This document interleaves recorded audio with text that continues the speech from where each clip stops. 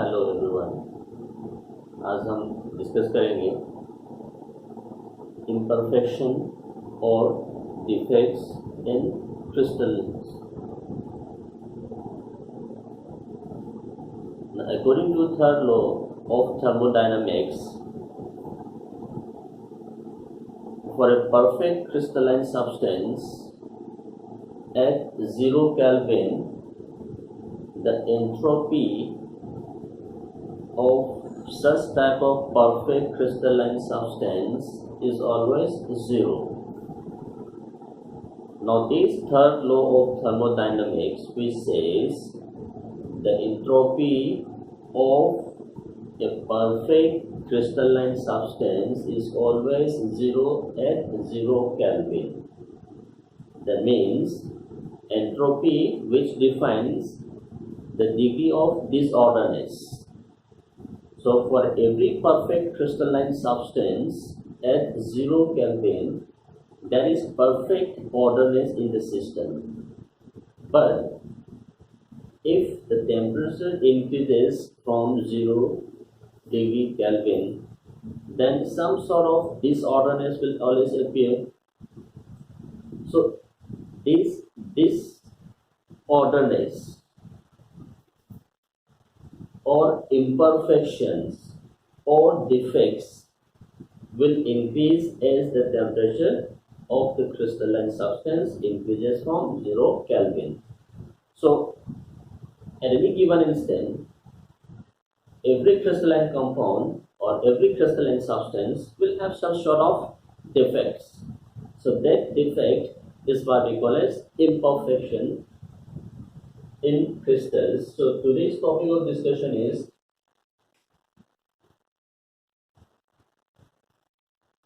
defects or imperfection in crystals.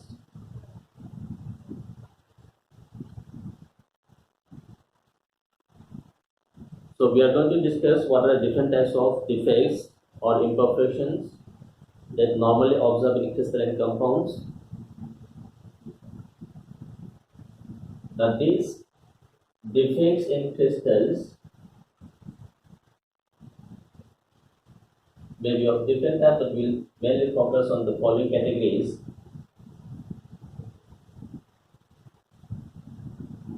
Atomic or point defect. So one of the most important type of defect that we often observe in crystalline compound or the substance is atomic or point defect. Now this atomic or point defect is a type of defect in crystalline compound where the particular atom surrounding of a particular atom is not perfectly ordered. That means in a crystalline compound, we normally say, definition of the crystalline compound says there is a perfect orderness in the arrangement of atoms, molecules or the ions throughout the crystal.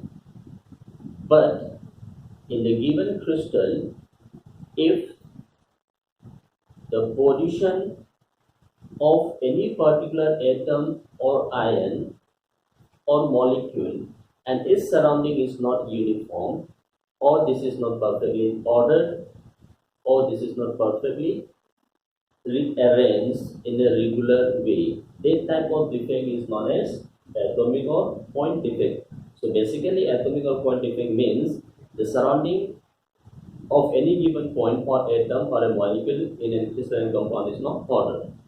That is atomic or point defect. That is the surrounding of an atom or molecule in a crystalline compound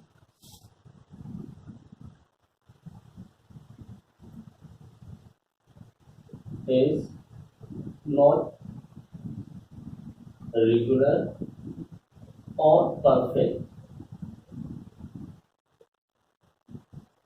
this is what we call as atomic or point defect. But this atomic or point defect is of different type.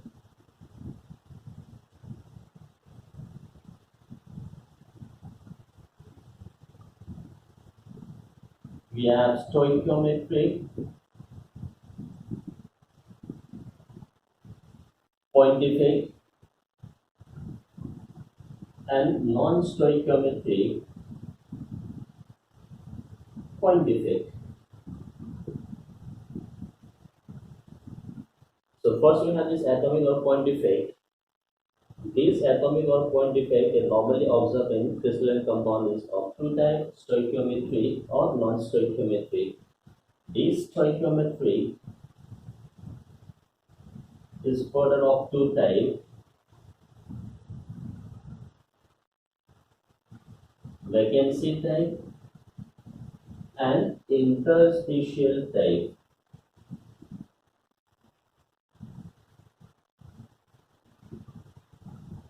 So vacancy, stoichiometric, interstitial, stoichiometric. The non-stoichiometric is again of two types,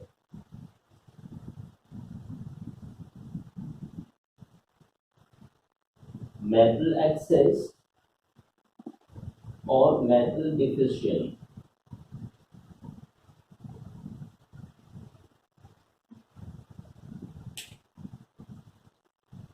So there are two types of atomic or point defect, stoichiometric and non-stoichiometric, and each stoichiometric and non-stoichiometric is further of two types.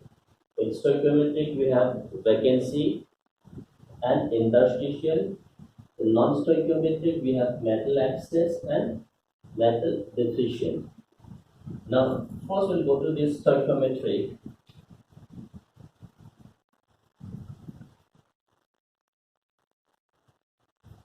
Stoichiometric point defect.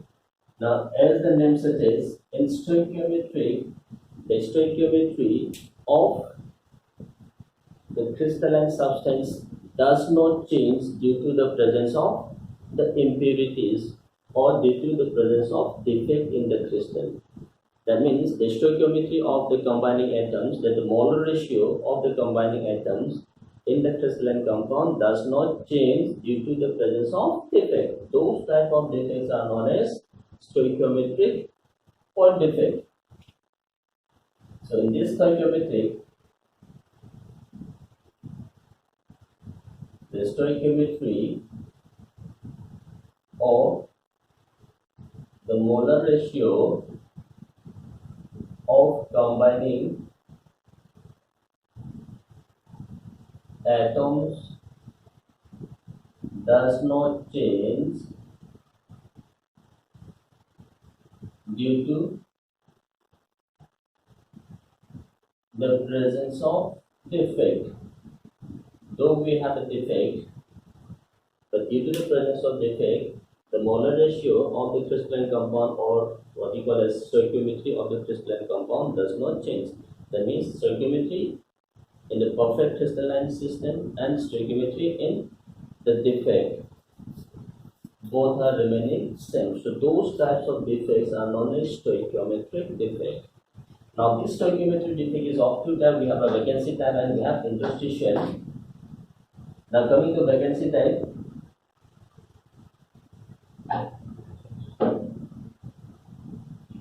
stoichiometric vacancy type. Now this vacancy type, in this vacancy type, an atom or a molecule is normally missing from the lattice side. So we have a lattice side in which atoms, molecules or points are arranged in the crystalline substance, and some atoms or molecules are completely missing from the lattice side. So those types of stoichiometric defects are known as vacancy type. So in this vacancy type, the atoms or molecules are completely missing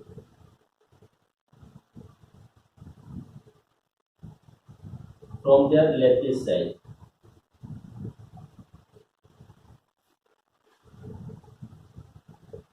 So those crystalline substance in which some of the atoms or the molecules or the ions are completely missing from their regular lattice side, those types of defects are known as stoichiometric vacancy type. So look at this.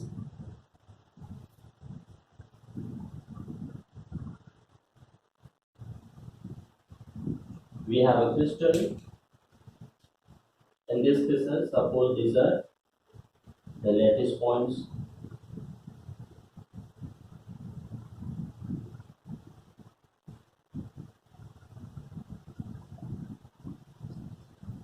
Now a lattice point is missing here. So such type of defects are known as vacancy defects. So we have a normal crystalline compound having lattice point. From this lattice point, some of the points are completely missing. This is lattice point which is completely missing. This is what we call as vacancy. So due to the missing of these points from their lattice position, the density of the crystalline substance will decrease because some of the lattice points are not present. So due to the presence of this vacancy type defect, the density of crystalline compound will decrease. So in this vacancy type,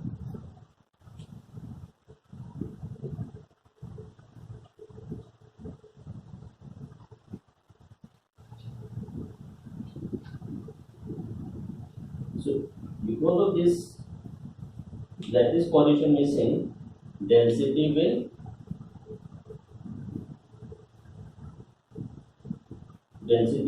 decrease because the volume of the crystal will remain as it is, but due to the missing of this lattice point, the mass will decrease. So therefore, density, which is defined as mass per unit volume, will decrease.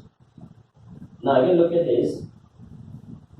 Now due to the presence of this lattice point, which is completely missing from their position, the stability of the crystal or the lattice energy or lattice stabilization energy will also be affected, that is decreased.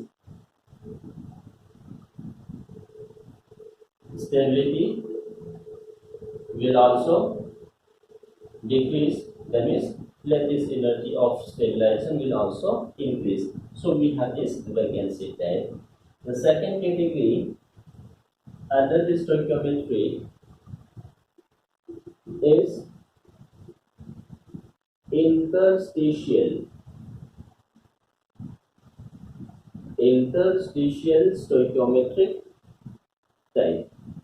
Now interstitial means the space in between the lattice point. So in this interstitial type defect,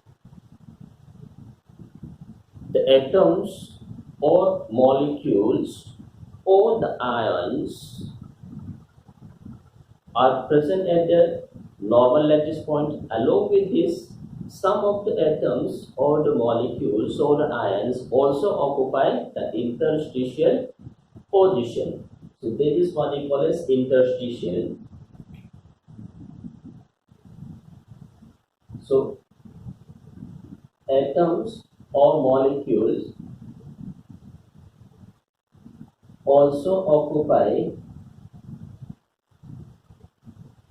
the interstitial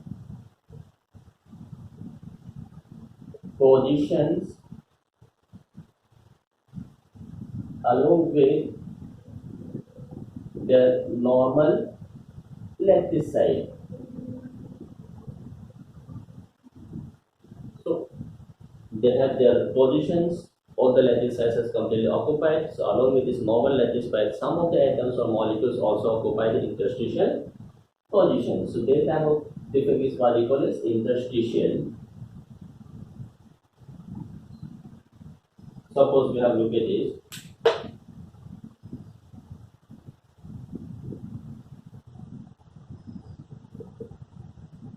these are the lattice points.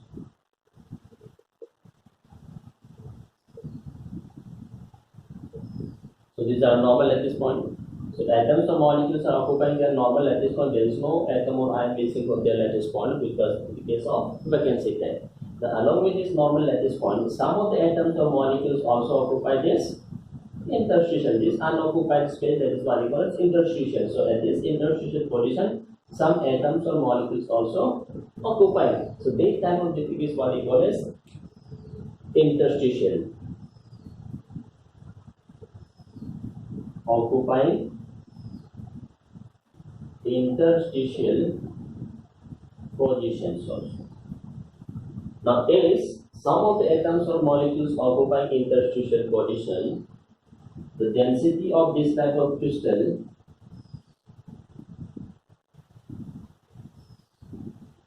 will increase because these are the normal lattice point. Along with this normal lattice point, there are some atoms or molecules occupying this lattice point. So the number of atoms or molecule increases, but their volume remains constant. So therefore, density will increase. So as some atoms or molecules occupying this interstitial position, the stability or the crystalline stabilization energy will decrease.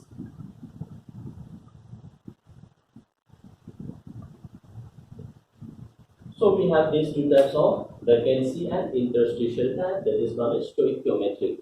Now this vacancy or interstitial that we have discussed here, this vacancy and interstitial as shown here, these are present only in non-ionic crystals or non-ionic crystalline compounds. So non-ionic crystalline compound, the stoichiometric defects like vacancy defect and interstitial defect that we have discussed here, this is mainly present in non-ionic crystalline compound. But in case of crystalline compound, instead of this vacancy and interstitial, we have stoichiometric defects like Shorter defect and Frankel defect.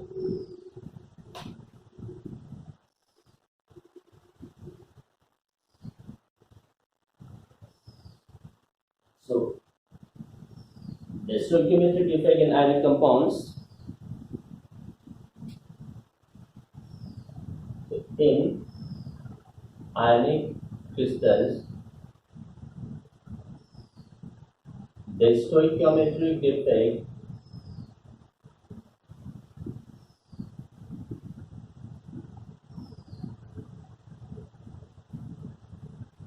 occurs as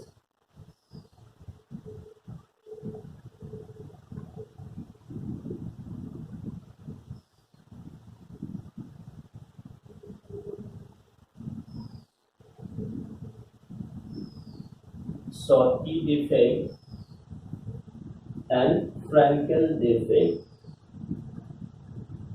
So instead of vacancy defect and interstitial defect, in case of ionic crystals, the stoichiometric defect occurs in Shorty defect or Frankel defect. Let's see what is Shorty defect and Frankel defect and what are the basic characteristics of these two types of defect.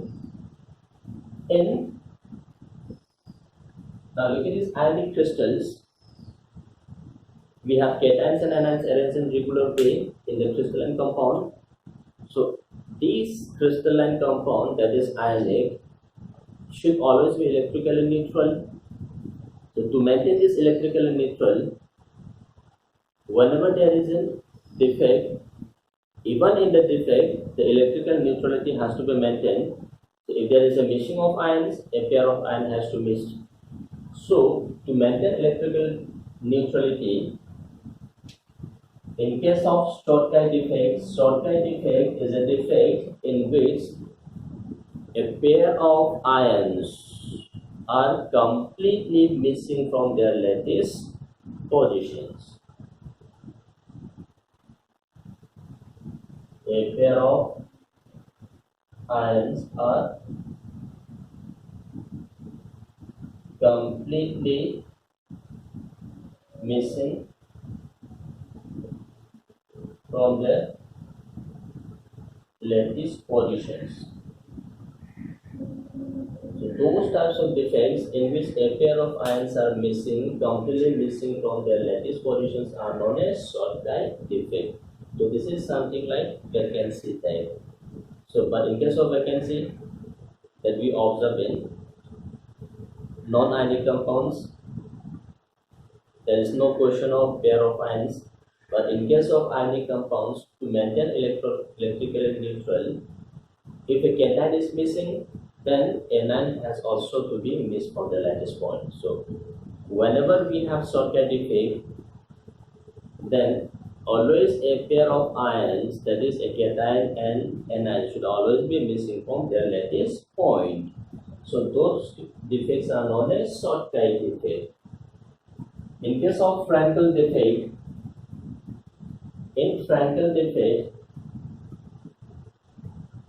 one of the ions is missing from their lattice point, and that particular ion missing from lattice point occupies the interstitial position.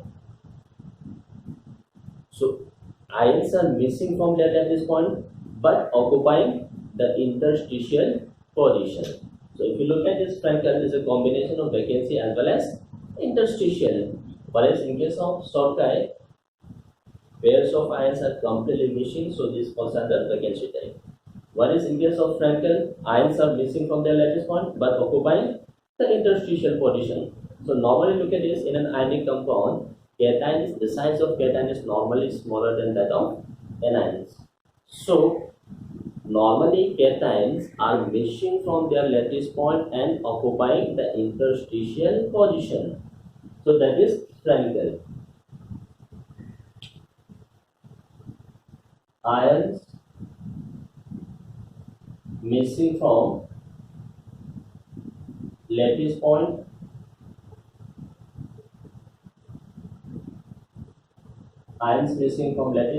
but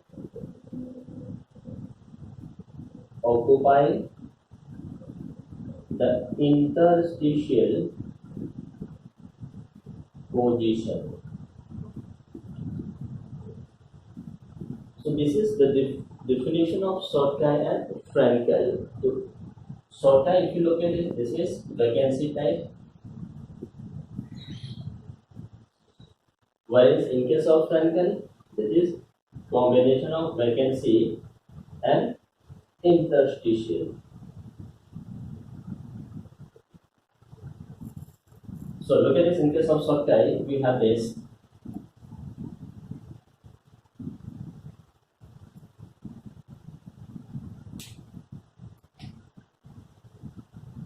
Suppose we have cation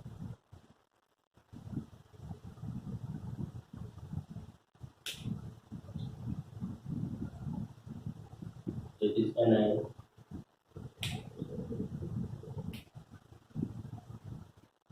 cation,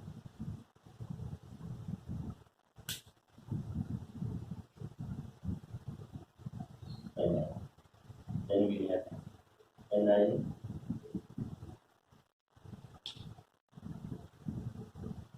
cation, cation.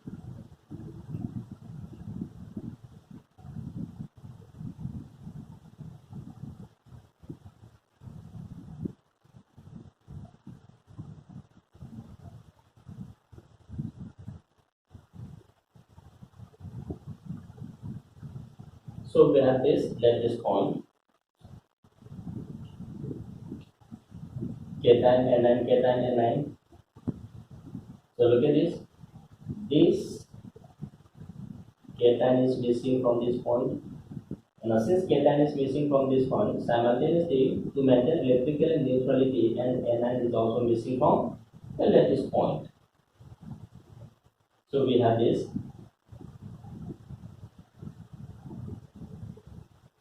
cation missing, and simultaneously an anion is also missing from this lattice point. So we have a pair of ions missing from their lattice point. The rest of it is we have anion, anion, we have positive, positive, positive. So these are the lattice points from which a pair of ions is completely missing. So this type of defect is what we call a shortcut defect. In case of Frankel defect,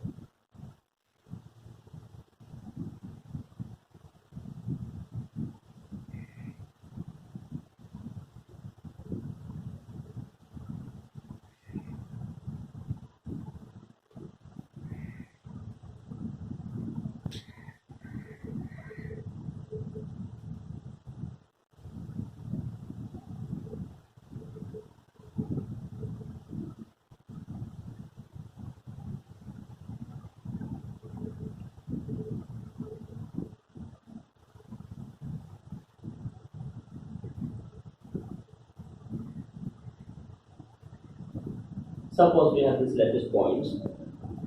As it is, this is cation, cation, cation, cation. This is anion, anion, anion, anion. Now we have lattice point. Now from this lattice point, this cation is missing from this lattice point. So we have the cation which is missing from lattice point. This cation missing from lattice point occupies somewhere inside the interstitial position. Now since metal ion or cation is missing from lattice position and occupying interstitial position, so we have a vacancy here. But an interstitial position is also occupied by cation. So this type of defect is what we call as Frankel defect. Means normally missing from their lattice point but occupying some interstitial position. So since normally cation being smaller in size, these cations will be missing from their lattice point and will occupy the interstitial position. So this is the definition of Stoichiometric Frankel. Now if you look at this, now since a pair of ions is missing from the lattice point, so number of lattice point decreases but the volume of this crystal remains as it is. So therefore, due to the presence of this Stoichiometric effect, density always decreases. Density of crystal decreases due to the presence of Stoichiometric effect. Now in case of Frankel, the number of lattice point, cations or anions remains as it is. This is just missing from the lattice point, but this is somewhere in the interstitial position. So the number of lattice point remains as it is. So due to the presence of Frankel defect, density remains same. Remains unchanged. So there is no change in density due to the presence of Frankel defect. Now look at this. Due to the presence of this Stoichiometric defect, the stabilization of this crystal or this crystal lattice stabilization energy will decrease. So stability always decreases. Now in case of Frankel defect, again look at this. Lattice points are missing but occupy some interstitial position. So due to this, again stability of the crystal will always decrease.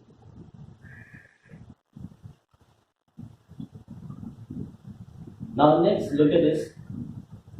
These lattice points are unoccupied. So ions may be moving from neighboring side to this particular side.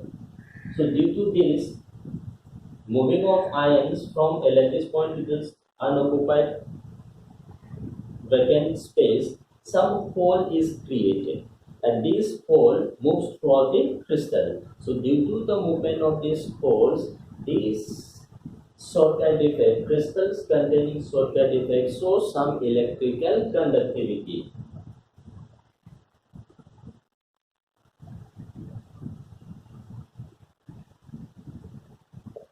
So electrical conductivity, this is due to movement of holes.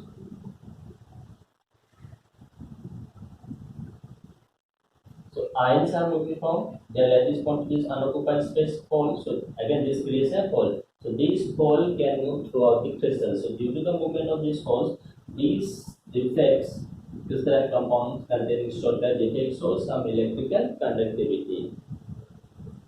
Same case in case of this tracker. So we have it unoccupied space. Again, the cations we will move from this lattice point or this lattice point. So due to the movement of this lattice ions from this lattice point to the vacancy, again the vacancy is created, and this vacancy, that is hole, keeps on moving throughout the crystal, and due to the movement of this hole, again crystals containing Frankel defect also show some electrical conductivity.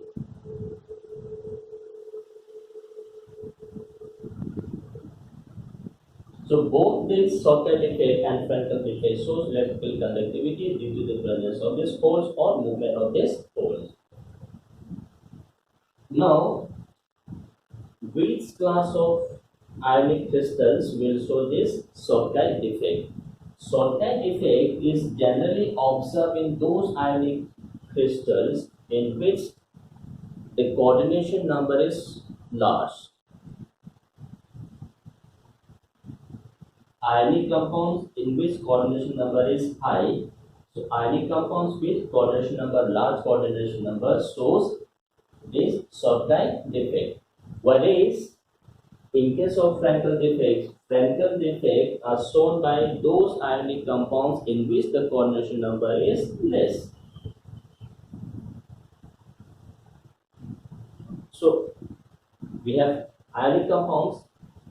In those ionic compounds having high coordination number, means a large number of cation is surrounding anion or a large number of anion is surrounding a given cation. So those types of ionic compounds having high coordination number of both cation and anion will show this shortcut defect, whereas those ionic compounds in which the coordination number is less or low will show this Frankel defect. Shortcut defect is observed in those ionic compounds in which the size of cation is similar to anion. That means ionic crystals in which the cation and anions have comparable size will show shortcut defect. So we have highly ionic compound, high coordination number, and similar size of cations and anions will show shortcut defect. Whereas in case of Frankel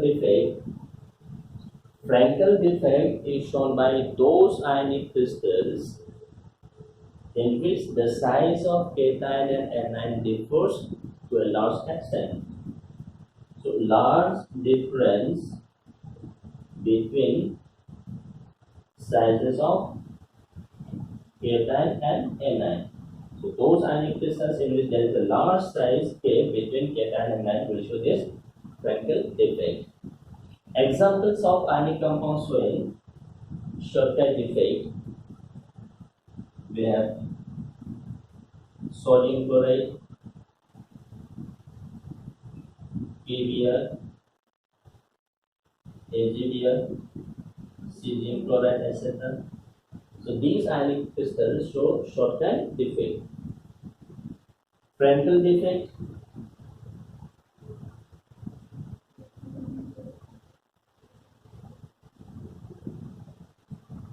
HCl,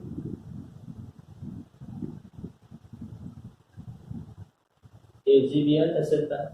Now if you look at this AgBr is a crystalline compound, ionic crystalline compound which shows both shortcut and Frankel defect.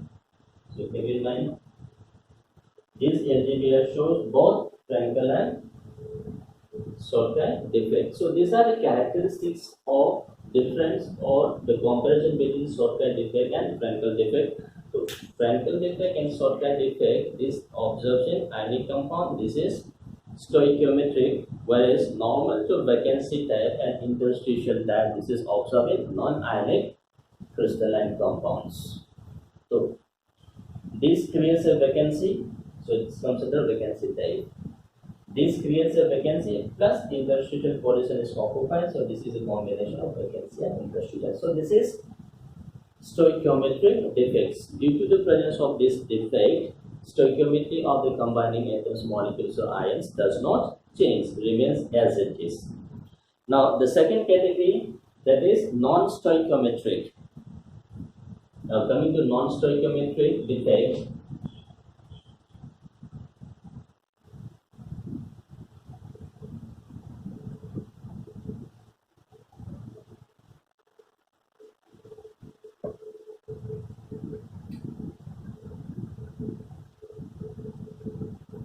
Non-stoichiometric defects. Non-stoichiometric defect that we have discussed.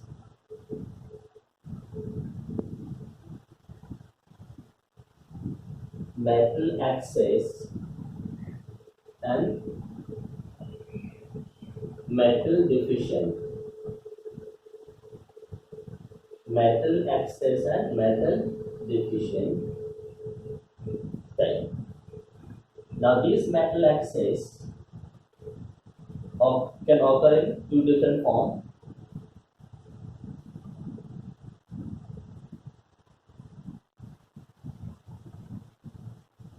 Metal access due to anion vacancy or F center. Metal access can occur in if there is some anion missing from their lattice point. If anions are less, so obviously cations will be more. So now look at this. We have ionic crystals. These ionic crystals, if anion is missing from their lattice point, now to maintain electrically neutral, the lattice position which was earlier occupied by anion will be occupied by electrons, so the charges are neutralized. So this is what we call as anion vacancy. In this anion vacancy type, anions are missing from lattice point. Anions are missing from lattice point, and to maintain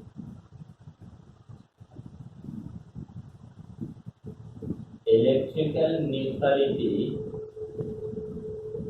electrons occupy the position of anion. So anion is missing from the lattice point. The lattice point where anion is supposed to be there, this being occupied by electrons. That is what we call as anion vacancy or F center. F center, F stands for far away center. This far away center, far away stands for color. The color is due to the presence of electron. So we have to look at this.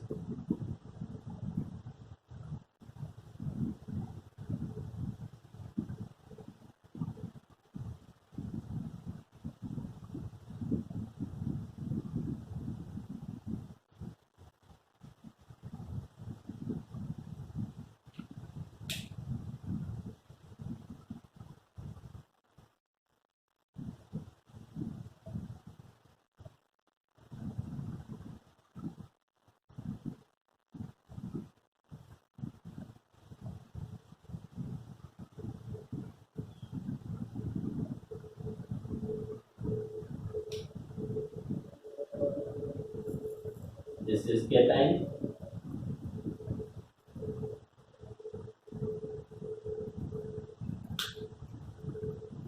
We have anion. Now, anion is missing from this lattice point, and this anion missing from this lattice point is occupied by electron. An electron occupies the position of anion, so that electrical neutrality is maintained. So this is what we call as metal access due to anion vacancy, and the vacancy created by anion is occupied by electrons to maintain electrical neutrality. Now look at this. This electron occupying this anionic position is what we call as far away center. Far center, or simply say F center. So now look at this, we have this electron. So this electron, if energy is supplied to this metal axis, electron will absorb energy, and this electron will absorbing energy will undergo excitation, de-excitation, and due to excitation, de-excitation, energy will be released, and that energy falls in visible spectrum. So this will show color. So this is what we call as metal axis due to anion vacancy or Faraday center. Now look at this, how this happens. Now we have sodium chloride. Let's take the example of sodium chloride. We have the sodium chloride crystal. Now this sodium chloride crystal is heated with sodium vapor. When we heat this sodium chloride crystal with sodium vapor, now this sodium will deposit on the surface of crystal. Now when this sodium deposits on the surface of crystal, some anions will be diffusing out from the crystal and moving towards the surface, where this oxidized sodium ion and the electron released by sodium ion will occupy this interstitial portion. So when we heat this sodium chloride with sodium vapor, sodium metals deposits on the surface of crystal, and due to this, anions are diffusing out from the crystal to the surface, where these anions oxidize the sodium ion and the electron release moves in the lattice point. So due to this crystal shows yellow color. Similarly, we can have lithium chloride solid heating with lithium vapor. So again, lithium will deposit on the surface of crystal, and due to this, some Cl minus will diffuse out on the surface, will oxidize lithium ion, and electron will occupy the position occupied by anions. Same interest to me, HCl solid heating with potassium vapor. So due to this, an electron always occupies the position occupied by anion, and this electron is responsible for the color of these crystals. That is anion vacancy type. Second category of this metal axis, that is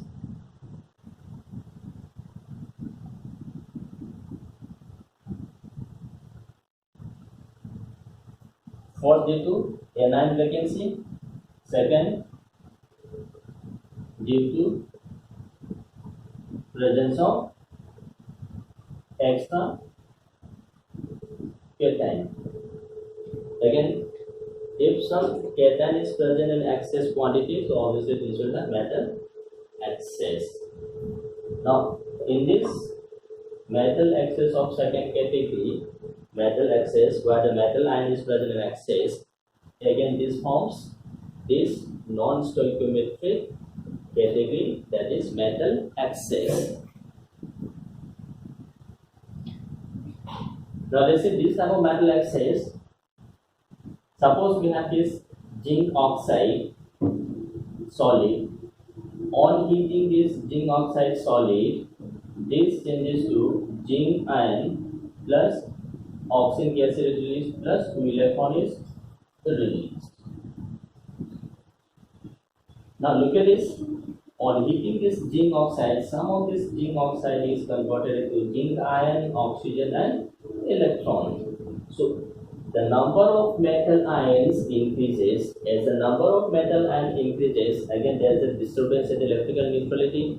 To these metal ions will occupy some interstitial space, because already the lattice points are completely occupied, but we are heating the substance. On heating, some cations are produced along with this electron. So the extra cation that is produced will occupy some interstitial position. And to maintain electrical neutrality, these electrons will occupy some interstitial position so that electrical neutrality is maintained. So these will occupy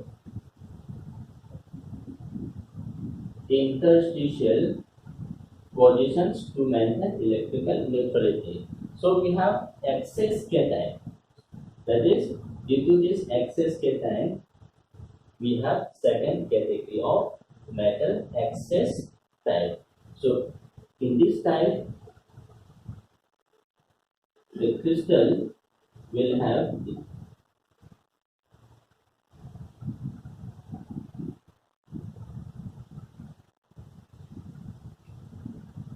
this crystal, we heat this crystal, and this gives you zinc ion electron. So quantity of metal ion increases. So 1 plus x, some fraction will increase. And to maintain this electrical neutrality, so that is called interstitial position is occupied by electrons. So this is the lattice. So we have this metal excess. Now, due to the presence of this metal excess, we have electrons or metal ions present in excess quantity. So we have these free electrons. So these free electrons can move throughout the crystal, and due to the presence of this metal excess, the crystalline compound shows electrical conductivity. So this metal excess type. Now we have second category, that is metal deficient. Now this metal deficient is generally observed in those crystalline compounds in which the metal ion shows more than one oxidation state. If the metal ion present in the ionic crystal can show more than one oxidation state, a metal ion in lower oxidation state is missing from their lattice position and is converted to a metal ion in higher oxidation state. I am repeating the sentence. In metal deficient defect, a metal ion should show variable oxidation state. Normally, a metal ion in lower oxidation state is missing from their lattice position and is converted into metal ion in higher oxidation state in some other lattice point. So there is metal ion in lower oxidation state that is being missing from their lattice point. So we have metal deficient. So condition is metal ion should occur in least more than one oxidation state, and the metal ion in lower oxidation state normally missing from their lattice point, and some of the metal ion is converted into higher oxidation state, so that charges are neutralized, maintained.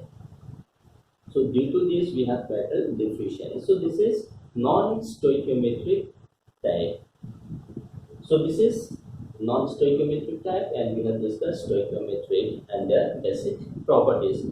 So this is imperfections or defects in crystalline compounds.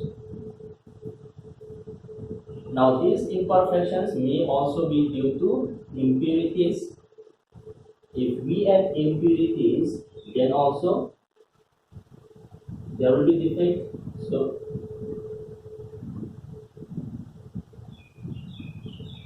impurity defect is also non-stoichiometric.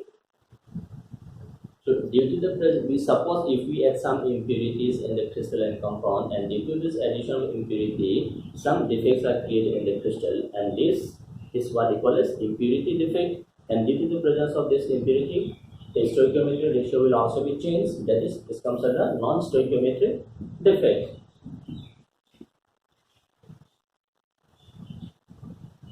Impurity defect, this is due to the presence of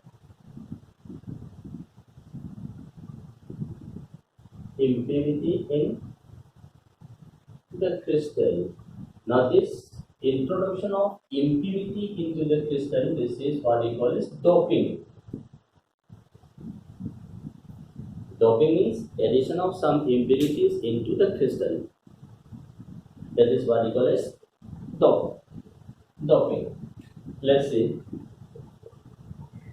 NaCl is doped with strontium chloride. This is impurity. Now, when we add strontium chloride in sodium chloride, Cl remains in strontium and sodium ion. Some of the lattice point of sodium will be occupied by strontium. So we replace sodium by strontium. So because of this replacement of this sodium by strontium, the stoichiometry of this NaCl crystal will be changed. That is what we call as impurity defect. Now because of this, some vacancy will be created. Let's see how to find the vacancies.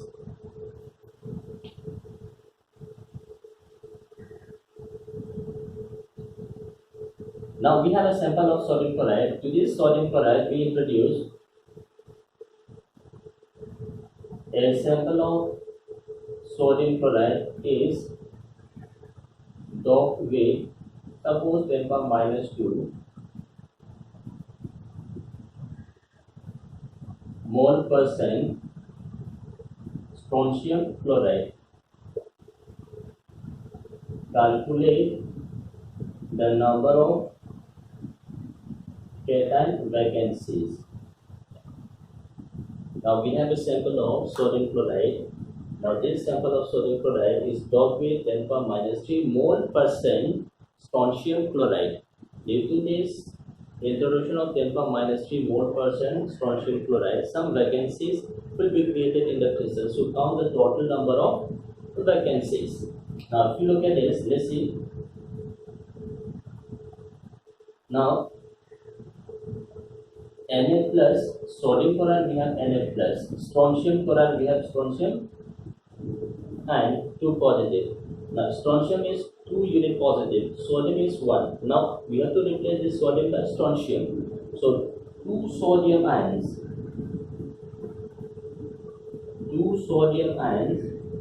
will be replaced by 1. 2 sodium ions will be replaced by 1 strontium and to maintain electrical neutrality. And look at this, out of these 2 sodium ions that is being replaced by 1 strontium, 1 position will be occupied by 1 strontium ion and there is 1 sodium cation vacancy. So 2 sodium ions will be replaced by 1 strontium and 1 position of sodium ion will be occupied by strontium ion, leaving a cation vacancy.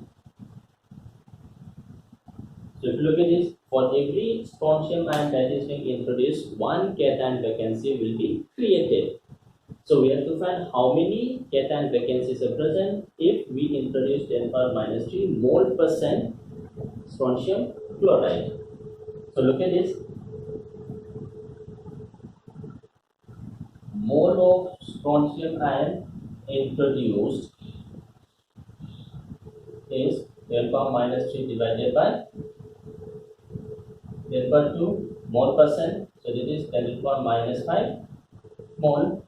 So for every 1 strontium we have 1 cation. For 1 mole we have 1 mole cation. You can see. So we say for every 1 strontium ion we have 1 cation vacancy. So therefore number of moles of cation vacancy will be equals to 10 power minus 5. So we have here every 2 sodium ion will be replaced by 1 strontium and out of these 2, 1 will be occupied by strontium, leaving 1 vacancy. So every strontium ion that is introduced will create 1 cation vacancy. So 1 strontium, 1 cation vacancy. 1 mole strontium ion, 1 mole cation vacancy. So the number of moles of strontium ion introduced will be equals to number of moles of cation vacancy. So therefore total number of cation vacancy equals to 10 power minus 5 into 6.02 into 10 to the power 22. That is 6.02 into 10 to the power 18. There are 6.02 into 10 to the power 18 cation vacancies in which a sample of sodium chloride is doped with 10 power minus 3 mole percent strontium chloride. This is calculation of total number of cation vacancies due to introduction of some impurities. Now, if suppose, let's change the question, slightly modify the question. A sample of sodium chloride is doped with 10 from minus 3 mole percent. Suppose this is gallium chloride. A sample of sodium chloride is doped with 10 to minus 3 mole percent gallium chloride. Calculate the number of cation vacancies. We have sodium ion plus gallium is 3 plus. So for every one atom of one gallium ion introduced, this will replace 3 sodium ion. To maintain electrical neutrality, 3 unit positively charged sodium ion will be replaced by 1 gallium ion. Now, out of these 3 sodium ion replaced, 1 position of sodium ion will be occupied by gallium, leaving 2 unoccupied. So, 3 sodium ion will be replaced by 1 strong gallium ion, and 1 position of sodium will be occupied by gallium ion, leaving 2 cation vacancies. So for every 1 gallium that is introduced, there will be 2 cation vacancies. So number of moles of gallium introduced will be 10 to minus 5. Number of moles of cation vacancy is 2 times the number of moles of gallium ion introduced. So we have this, every 3 sodium ion is replaced by 1 gallium, and 1 position of sodium will be occupied by gallium, leaving 2 cations. So 1 gallium, 2 cation vacancy. So 1 mole, 2 moles cation vacancy. So number of moles of gallium introduced 10 power minus 4. So number of moles of cation vacancy is 10 power minus 5 into 2. So total is 2. So this is how to calculate number of vacancies. So this is particular as impurity due to the presence or addition of extra substance.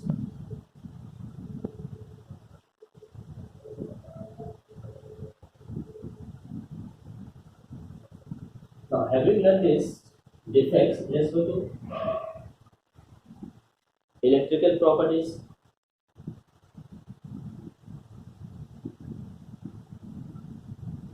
Electrical properties of solids. Now, these electrical properties of solids, based on these electrical properties, solids are classified into 3.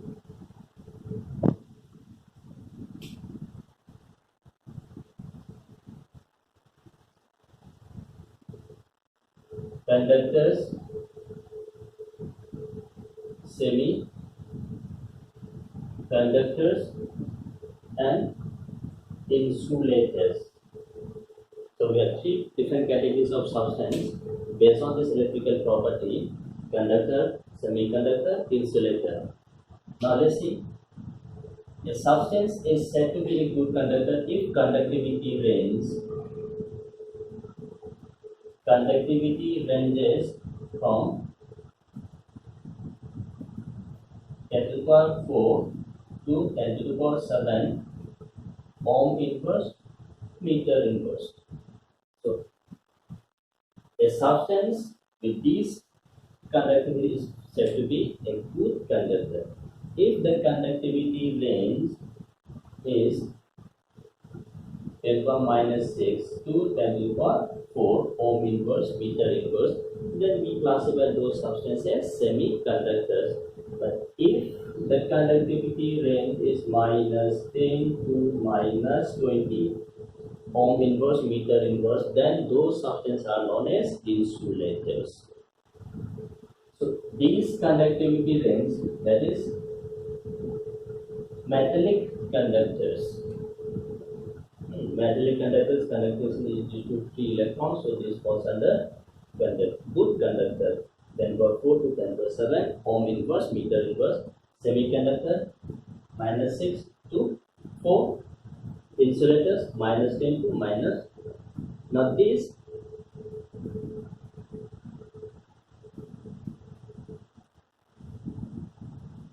difference can be explained based on band gap.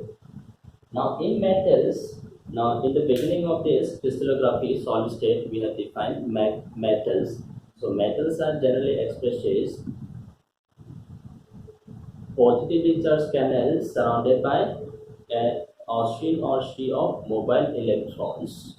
So in these metallic crystals or metallic substance or metallic conductors, metal atomic orbitals combines to give you molecular orbitals, and in these molecular orbitals electrons are fed. Now the highest occupied orbital is known as valency band, and the lowest unoccupied molecular orbital, that is known as conduction band. So in case of these conductors or metallic conductors, the energy gap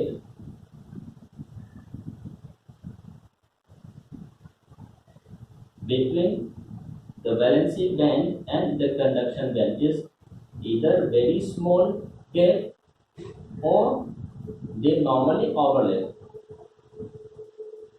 That is valency band, that is highest occupied orbital, that is conduction band, lowest unoccupied orbital. So the energy gap between the valency band and the conduction band is very small. So if these are very small, so given any chance, electrons may easily move from this valency band to the conduction bond. This easy movement of electrons from valency bond to conduction band raises the conducting power, or these two may overlap. Either this energy gap is very small or this may overlap.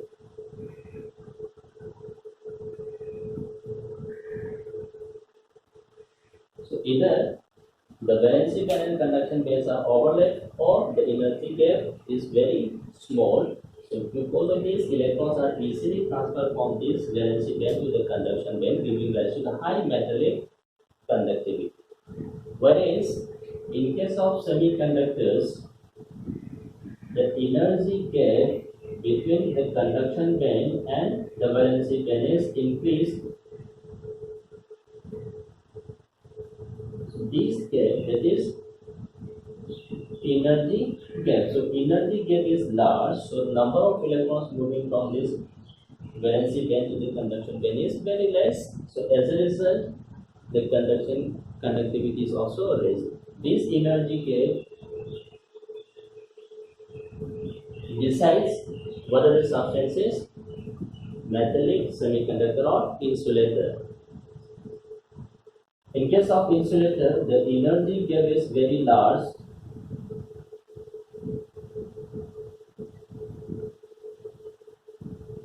So very large energy gap, that is valency band, this is conduction band. So this is particular forbidden gap. Forbidden energy gap. So forbidden energy gap means large energy gap between this conduction band and the valency band. So as a result, electrons cannot migrate from this valency band to the conduction band, giving rise to very poor conducting power. So this is what we call as the electrical properties. So we have conductors with this range, semiconductor with this range, insulator this range. Now these semiconductors, the conducting power increases if temperature is increased. If temperature is increased, then the transfer of electrons from this valency band to conduction band increases. As the number of electrons migrating from this valency band to the conduction band increases, the conducting power of semiconductors also increases. Or if some impurities are added or doping is carried out in this semiconductor, then also conductivity increases. So we have this doping. If doping is introduced, then again conductivity of semiconductors increases. So these semiconductors normally we have group 14 silicon germanium. These are semiconductors doping. So this is group 14. That is carbon family silicon germanium. These are very good semiconductors. Now doping is of two types. N type, N for negative charge, and P type, that is positive or hole type. So first look at this N type, negative. That means some extra electron is added. So now look at this, we have silicon, that is group 14, having 4 electrons in the valency cell, is doped with, this is group 14, is doped with group 15 element. Group 15 is nitrogen family, nitrogen, phosphorus, arsenic, antimony, bismuth. Suppose look at this is mixed with group 15. Now in case of group 15, the number of electrons in the valency cell is 5. Now when some group 15 element is introduced in this group 14, that is semiconductor, some silicon will be replaced by arsenic. So silicon having 4 valence electrons, but group 15 elements has got 5 electrons. So out of these 5, 4 will be used for forming bond with another silicon, but leaving 1 electron free. So for every group 15 that we introduce, 1 electron will be freely available. Due to the presence of this free electron, the conductance will increase. And due to the presence of this free electron, we say this is negative type. So for every group 15 introduced into group 14, 1 free valence electrons will be added to the system, resulting in the increase in electrical conductivity. So due to the presence of this free electron, this is of negative type, that is negative type. Now P type.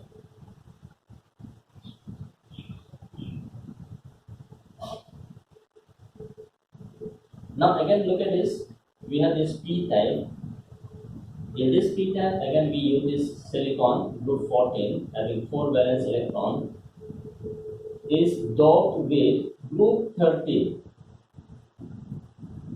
Suppose this is doped with gallium, group 13 elements.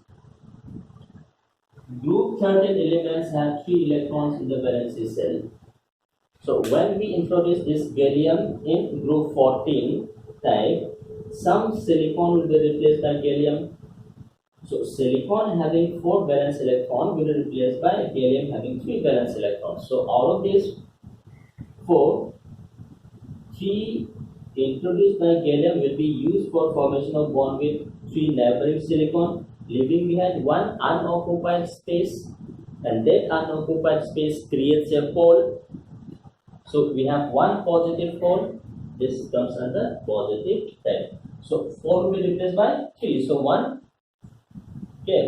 pole will be created, that is P type. So when we dope group 14 with group 13, 1 pole will be created. As a result of this creation of pole, this pole keeps on moving throughout the crystal, so conductivity again increases.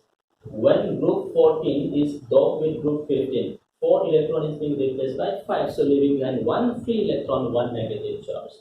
So doping with group 15, an electron is introduced, free electron with negative charge, this is N type semiconductor. Electrical conductivity increases. When group 14 is doped with group 13, 4 valence electrons will be replaced by 3 valence electrons, so leaving behind 1 free pole, positive side. So this pole keeps on moving throughout the crystal, resulting in increase in semi-conductivity due to presence of doping. So this is electrical properties. Now after these electrical properties we have magnetic properties.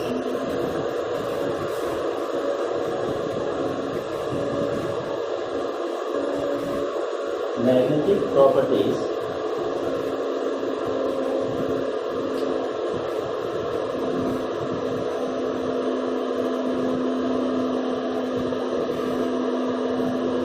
Magnetic properties of crystalline compounds or solids.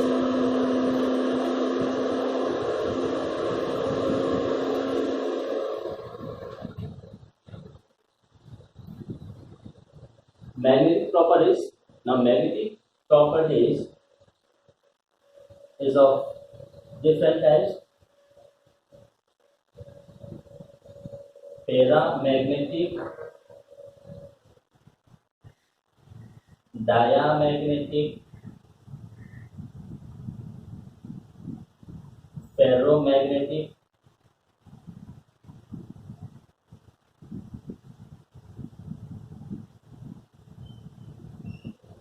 anti-ferromagnetic,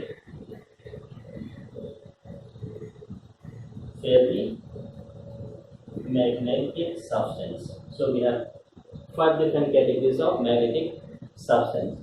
Paramagnetic, as we have discussed number of times in earlier class, if any given substance contains some unpaired electrons, so due to the presence of these unpaired electrons, that particular substance, when placed in external magnetic field, that compound is attracted by external magnetic field due to the presence of these unpaired electrons. So those compounds are known as paramagnetic. Attracted by an external magnetic field due to presence of unpaired electrons. So any substance containing unpaired electrons, when this is placed in external magnetic field, the induced magnetic field and the magnetic field will be reinforcing each other, and because of this the external magnetic field will attract the compounds. So those compounds are known as paramagnetic. So paramagnetism is due to the presence of unpaired electrons. So all these paramagnetic substances will be easily attracted by external magnetic field. In case of diamagnetic, these are repelled by an external magnetic field. Why these are repelled by external magnetic field? Because in those substances called diamagnetic, there is no unpaired electrons and all electrons are completely paired in one. Due to complete pairing of electrons. So if all the electrons are completely paired up, there is no unpaired electrons. So the induced magnetic field and the external magnetic field, the induced magnetic field and external, both are perpendicular to each other. So they won't allow to pass through. As a result of this, the substance will be repelled by the external magnetic field. Whereas in case of paramagnetic, the induced magnetic field and the external magnetic field, both are in the same direction. So both allow to interfere with each other, positive interference. As a result of this, the substance is attracted by external magnetic field. Now, ferromagnetic, anti-ferromagnetic and ferrimagnetic, in those substances or those metals, some atoms are grouped into domain. So we have a crystal, in this case we have billions of metal atoms or molecules. So some atoms forms a group which is known as domain, and each domain acts as a tiny magnet. So we have these metal crystals or crystal, this substance we have a number of domains. Domains are nothing but a group of atoms or molecules, and each group is acting as a tiny magnet. So we have many tiny magnets present in this substance, and each tiny magnet will have some magnetic field. If all the magnetic fields are oriented in a particular direction, giving rise to a strong resultant. Suppose look at this. These are some domains, and each domain is acting as a tiny magnet, and the domains, the result magnetic lines of force of each and every domain are aligned in the same direction. If the alignment is in the same direction in presence of external magnetic field. In absence of external magnetic field, alignment is random or disordered, but when this substance called ferromagnetic is placed in a magnetic field, the domains of each and every domain, the alignment of these magnetic fields of each and every domains are in a particular direction. Either all are aligned in positive direction or all are aligned in negative direction.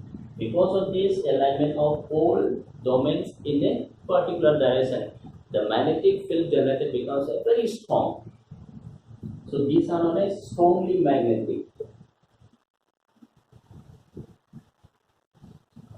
So after removal of this electromagnetic field, the substance still maintains strong magnetism, that is permanently magnetized. So ferromagnetic substance,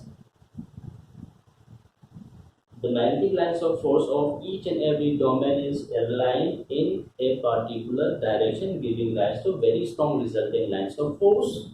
And this substance has a very strong magnetic. Once the electromagnetic field is removed, then also the molecule compound, the substance shows strong magnetic property, that is permanently magnetized. Permanently magnetized. These are the magnetic lines of force of each and every domain. A group of metal acting as a tiny magnet. Permanently magnetized.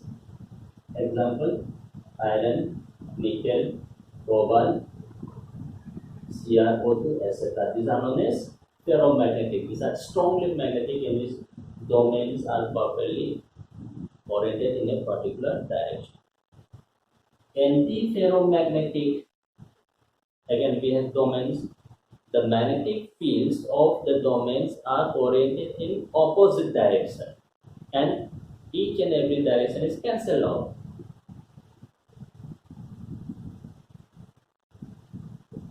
So we have a domain, positive direction, negative, positive, negative. They are oriented in opposite direction. If these substances are opposite direction, then these type of substance, the domains cancel out, and this type of arrangement is called as anti-ferromagnetic. So these are weakly magnetized. You can have Fe2O3 as an example. Then we have ferrimagnetic. In this ferrimagnetic, the domains are arranged in parallel as well as anti-parallel, but in unequal numbers. Means we have arranged in positive as well as negative. Now look at this. In this anti-parallel, all the positive is actually cancelled by negative. In case of ferri, we have parallel as well as anti-parallel, but in unequal numbers. Suppose we have this.